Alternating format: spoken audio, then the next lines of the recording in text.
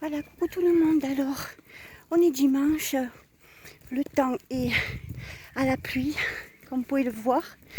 Bon, tant pis, je me suis dit, allez, il faut que j'y aille. La marche est presque terminée. Et comme je marche assez vite, je vais essayer de ne pas trop souffler.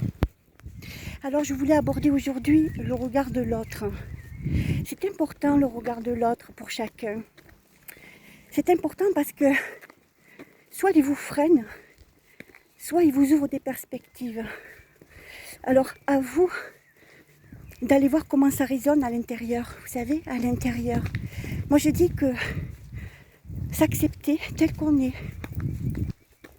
avec ses défauts, ses qualités, fait de nous un être exceptionnel déjà, voyez.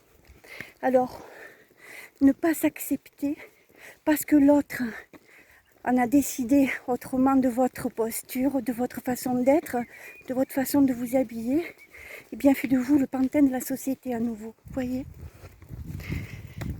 On est tous différents. D'or en nous, pour parler que de posture ici, de postures différentes, voyez. On a une culture différente, on a eu des parents différents, une façon de vivre différente. Et ça a réveillé à l'intérieur de notre être des choses que l'on ne peut même pas imaginer parce qu'on les a étouffées ou laissées endormies. Voilà. Alors, pourquoi ne pas mettre en pratique ce qui est à l'intérieur de votre conscience, par exemple? Pourquoi pas mettre au regard de tous une façon de s'habiller qui n'est pas forcément comme le voisin? Pourquoi s'attarder sur le regard des autres? Pourquoi? Bien ça vous brime. Ça brime l'être exceptionnel que vous êtes. Ça brime cette âme qui est à l'intérieur de vous et qui ne demande qu'à s'épanouir quelque part, vous voyez. On est trop à cheval là-dessus. Alors, si beaucoup ont des mots MAUX, des fois il ne faut pas chercher très loin, vous voyez.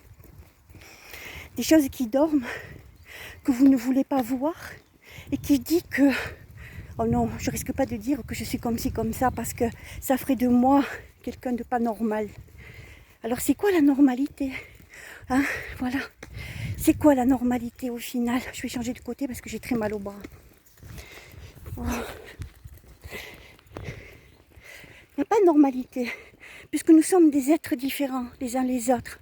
Nous sommes des êtres extraordinaires, alors il n'y a pas tout ça. Voyez? C'est quoi qui est bizarre? Rien n'est bizarre en soi. Alors là, vous allez entendre passer une mobilette. Bon, c'est le gardien des moutons. Et comme il a un long trajet à faire, eh bien, il le fait en mobilette. Bon, vous allez certainement le voir passer. Il y a des gens qui arrivent en face, mais je vais continuer quand même. Hein. Voilà. Vous voyez, ben là, voilà la posture que je prends. Vous voyez, je m'arrêterai de filmer parce que quelqu'un arrive en face. Ah ben, il s'est arrêté un peu plus loin, ça va alors.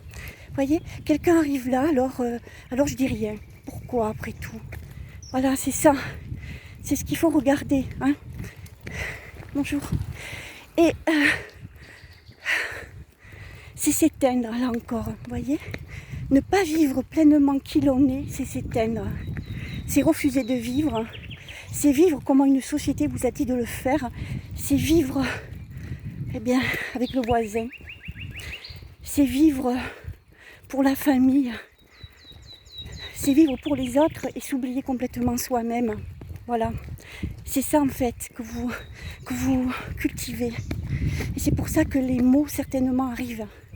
Je dis certainement parce que c'est pas une généralité, ça encore une fois. Hein. Voilà. Pourquoi ne pas faire ce que l'on a envie de faire? Il faut toujours se questionner là-dessus. J'essaye de pas trop respirer fort parce que ça fait à peu près, je sais pas, ça doit faire 3 km que je marche assez rapidement. Bonjour.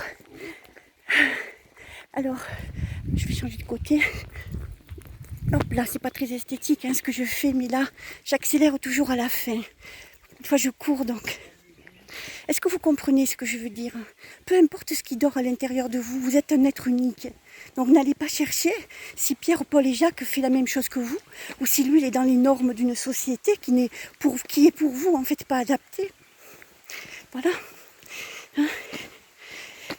Il y a, pour ne parler que de eux, les